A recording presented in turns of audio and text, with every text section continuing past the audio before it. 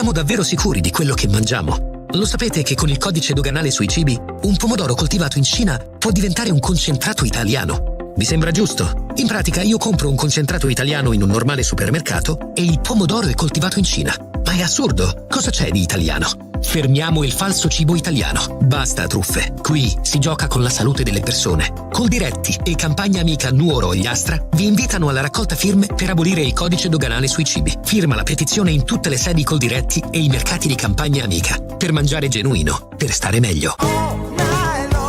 Elegante dallo stile moderno. Dalle 6 del mattino la tua colazione è dolce o salata e anche senza glutine. Caffè Noir, in centro a Tortolì. Momento aperitivo. I fantastici cocktail sono accompagnati da originali stuzzicherie create apposta per te. E la sera il freddo d'inverno non è più un problema. L'elegante Deor riscaldato farà la tua serata intrigante con le migliori selezioni di gin, rum, vodka, tequila e whisky provenienti da tutto il mondo. Caffè Noir Cocktail Bar, il tuo momento. Via Monsignor Virgilio 10 a Tortolì.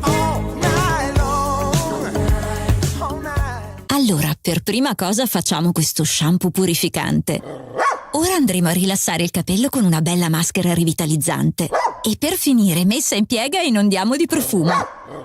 Ma certo, abbiamo pensato anche a te. Amy Beauty Air presenta la nuova linea dedicata ai tuoi amici a quattro zampe. Shampoo e balsamo per un effetto davvero wow! Acquistali da Amy Beauty Air, via Macomer 1 dietro Banca Intesa a Tortolì. 0782 62 36 84.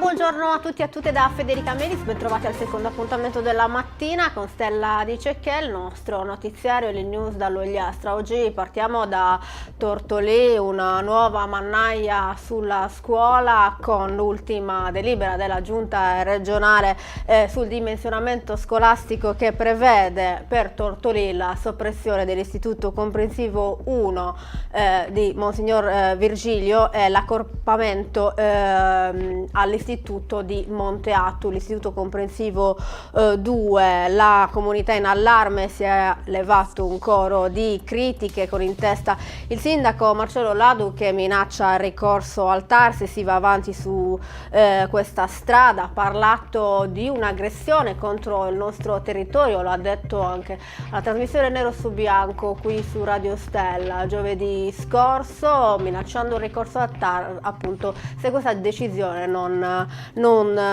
si cambia. Ma sul caso sono intervenuti anche i sindacati, il segretario della CISL Michele Muggiano e la segretaria della CISL Scuola Barbara Marongiu hanno scritto una lettera proprio all'assessora regionale all'istruzione Ilaria Portas, che ieri comunque ha avuto un incontro anche con il sindaco di Tortolì per la questione.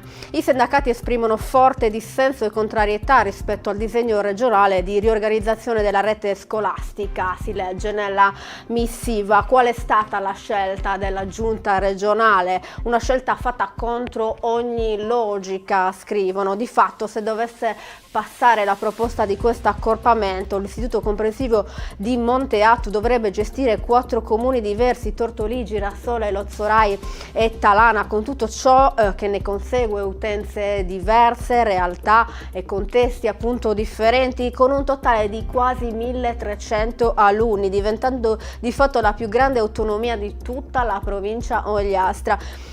I due istituti inoltre attualmente gestiti da 2 distinti dirigenti scolastici, nell'ipotesi di accorpamento e soppressione di un'autonomia, conserverebbero un solo dirigente scolastico, quindi con un notevole carico e aumento di complessità. Inevitabile che ci siano conseguenze e ripercussioni anche sulla didattica, sui servizi, sulla qualità dell'offerta formativa agli alunni. Queste sono le preoccupazioni del territorio di Tortolì, dei sindacati, del primo cittadino, insomma di tutti. La CISL inoltre dice: siamo pronti a percorrere tutte le strade necessarie per persuadere l'assessorato e la giunta regionale della necessità di rivedere le proprie determinazioni salvaguardando le 2 autonomie di Tortolì. Andiamo avanti, ora passiamo alla cronaca. Siamo a Lanusei, hanno raggirato un'anziana con la scusa di ripararle la cucina a gas.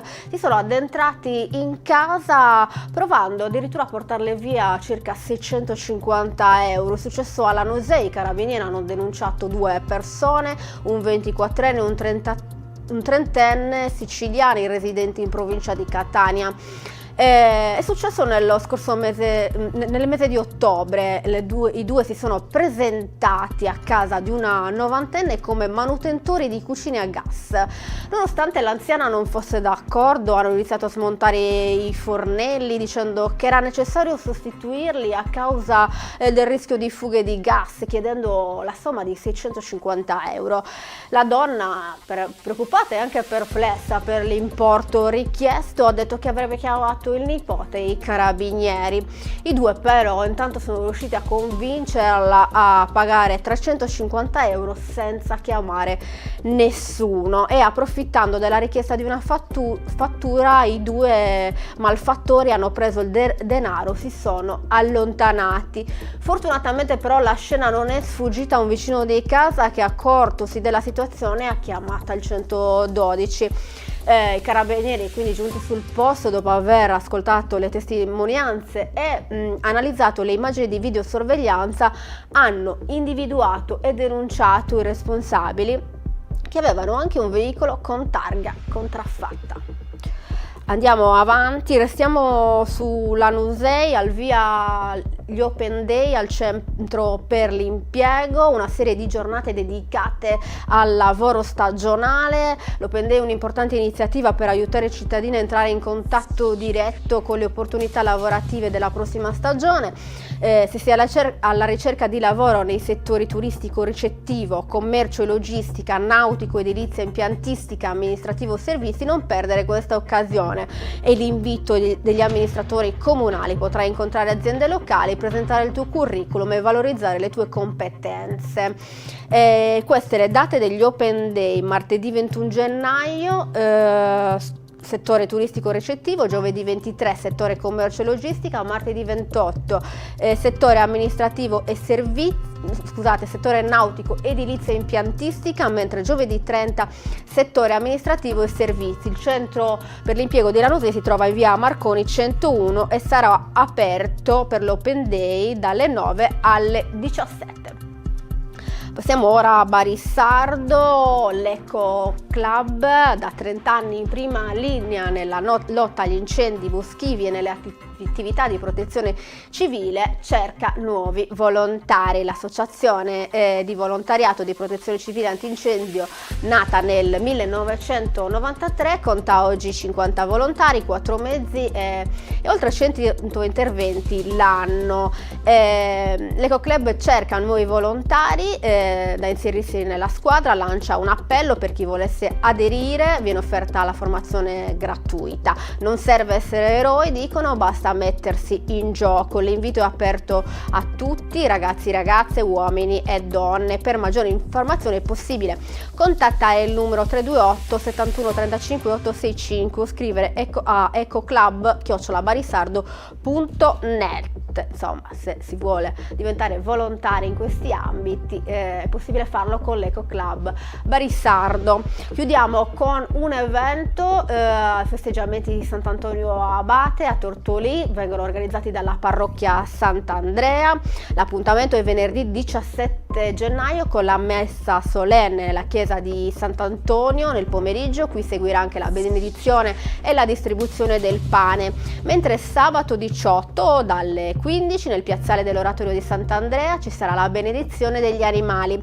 Alle 17 invece nella chiesa di Sant'Antonio la messa, seguirà la processione sino all'oratorio dove vi sarà l'accensione e la benedizione del fuoco e seguirà un momento cordiale di amicizia.